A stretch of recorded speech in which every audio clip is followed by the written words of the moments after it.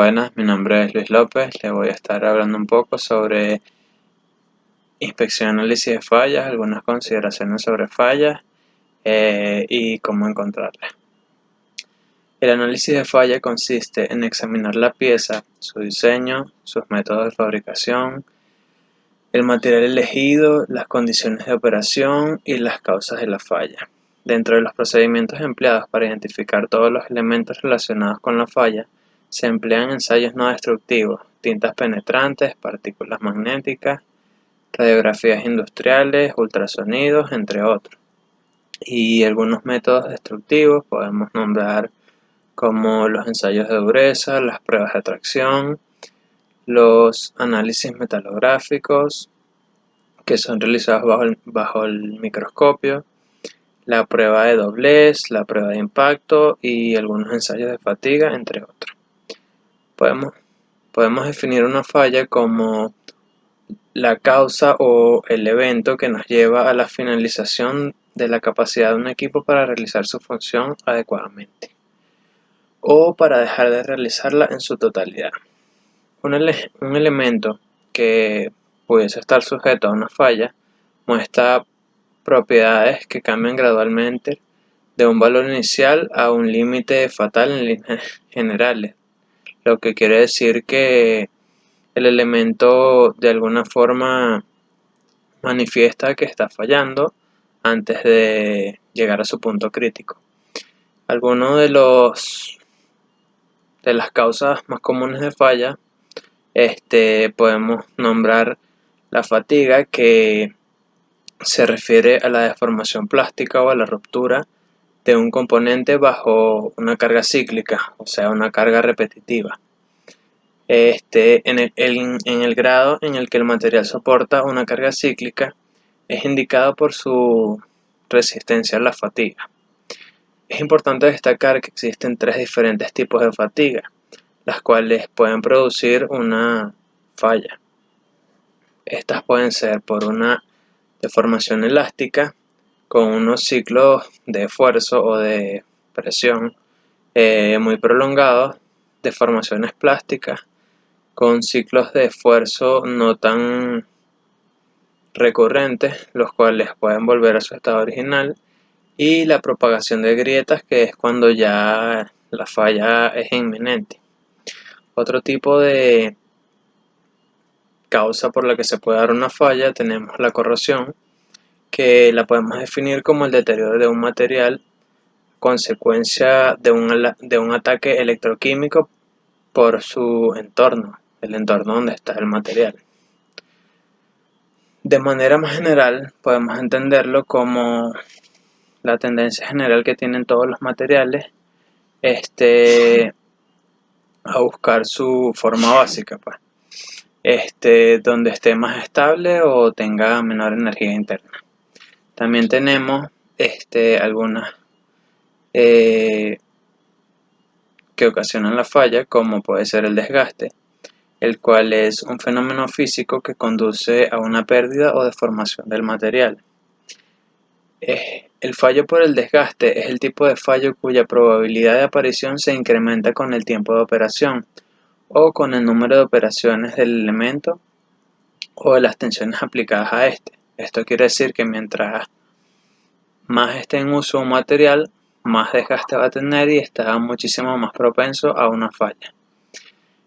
También tenemos las fallas por tensiones. Estas son las cargas y esfuerzos que son las responsables que ocurra la falla, en la cual se aplica una fuerza o esfuerzo sobre el elemento mecánico. Esta fuerza no es la causa de la falla. En esta categoría podemos nombrar la tensión o la tracción, que está definida como las cargas o fuerzas de tensión, que son las que tiran en los sentidos opuestos de la pieza para así llegar a separarla. Tenemos varias deformaciones elásticas que son realizadas por la fuerza, las cuales son el cambio temporal de la forma del elemento producido por una fuerza mecánica dentro del límite elástico de este. Y todo esto ocurre bajo presión, recuperando la forma y dimensión originales al eliminar la fuerza deformante. También tenemos algunas deformaciones elásticas que se pueden dar por temperatura. Las deformaciones plásticas producen importantes propiedades en los materiales y dichos cambios son más o menos sensibles según se realicen a diferentes temperaturas. Pueden ser o muy altas o muy bajas. El concepto de alta o baja temperatura es relativo y se fija según la temperatura de recristalización del metal, la cual es la formación por el calentamiento a una temperatura determinada de granos cristalinos a partir de granos previamente deformados o endurecidos. También podemos describir algunos métodos de inspección de equipos estáticos por medio de ensayos no destructivos, los cuales pueden ser la radiografía industrial, la cual se basa en la interacción de ondas electromagnéticas de alta energía, los cuales pueden ser rayos X o rayos gamma, con la materia a evaluar. Esta radiación de alto poder puede penetrar y originarse desde un equipo eléctrico o un radioisótopo, las cuales tienen la capacidad de atravesar el material y dejar una impresión del objeto estudiado o el que fue sometido a los rayos. Podemos definir algunas ventajas y algunas desventajas de la radiografía industrial. Algunas de las ventajas tenemos: estas pueden ser usadas en muchísimos materiales, provee una imagen visual permanente, revela la naturaleza interna del material, se pueden descubrir algunos errores de fabricación, puede revelar discontinuidades estructurales o posibles fallos futuros, tiene altísimo poder de penetración, entre otros. Algunas desventajas que podemos observar en los rayos X, tenemos que los defectos cuya orientación no es favorable a la dirección de la radiación no son detectados.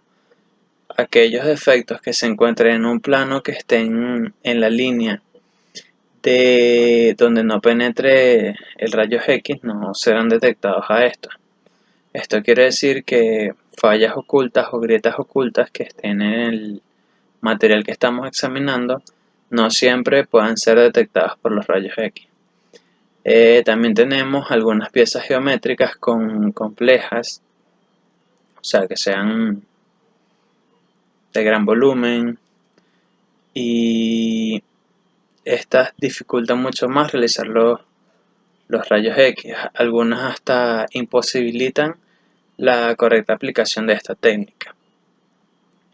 Gracias a esta o mediante esta, no es posible conocer la profundidad de un defecto a no ser que éste se emplee mediante un procedimiento el cual sea más intensivo para poder determinar la falla.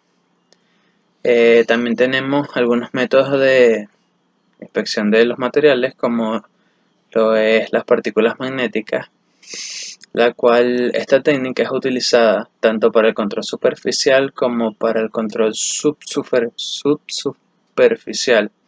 Se aplica en algunos materiales ferromagnéticos, permitiendo así detectar algunas grietas y otras discontinuidades, tanto superficiales como próximas a la superficie. La sensibilidad de estas es máxima en las discontinuidades superficiales y disminuye rápidamente a medida que aumenta su profundidad. También tenemos algunas ventajas de estas partículas magnéticas, las cuales pueden ser: es una buena opción para detectar defectos superficiales, la inspección es fácil y rápida, se puede observar el posicionamiento y la dimensión de los defectos. Las indicaciones son producidas directamente en la superficie de la pieza, indicando la longitud, la localización, el tamaño y algunas de las formas de estas discontinuidades. Y también tenemos algunas desventajas, las cuales pueden ser: no se pueden detectar defectos volumétricos, algunas veces no se pueden determinar la profundidad de los defectos, se necesita posteriormente un desmagnetizado y se utiliza para la aplicación del método en el campo, y este es muy costoso realizarlo. También tenemos la rugosidad superficial, que puede distorsionar el flujo, y también tenemos que para realizar se requieren 2 o más inspecciones secuenciales con diferentes magnetizaciones para poder determinar esta falla. Podemos también nombrar entre estos métodos de inspección el ultrasonido. Algunas de sus ventajas son que tienen un poder superior de penetración, el cual permite la detección de defectos bajo la superficie del material. La inspección por ultrasonido es realizada en alrededores de espesores de unos pocos metros en muchos tipos de partes, y espesores cerca de 6 metros en inspecciones axiales de partes, como en la longitud de un eje de acero o en rotores forjados. Este posee una alta sensibilidad, permitiendo la detección de elementos extremadamente pequeños. Posee una mayor exactitud que otros métodos no destructivos en la determinación de la posición de defectos internos y el cálculo de su tamaño. Este solamente necesita una superficie para poder acceder a ella, y entre otros. Algunas de sus desventajas pueden ser que la operación manual requiere la atención cuidadosa de técnicos experimentados, el conocimiento técnico extenso que se requiere para desarrollar los procedimientos de la inspección, las piezas que son ásperas, irregulares en forma y muy pequeñas o finas o no homogéneas, son muy difíciles de examinar o de penetrar por el ultrasonido. Las discontinuidades que están presentes en una capa baja, inmediatamente debajo de la superficie, no pueden ser perceptibles por lo cual no lo hace muy preciso en alguna superficie. También podemos tener algunos otro método de inspección, que es las cámaras térmicas. Mediante el uso de la termografía en el ensayo de materiales, puede resultar de la apreciación, o es el resultado de la apreciación de diferencias de temperatura en el objeto a evaluar.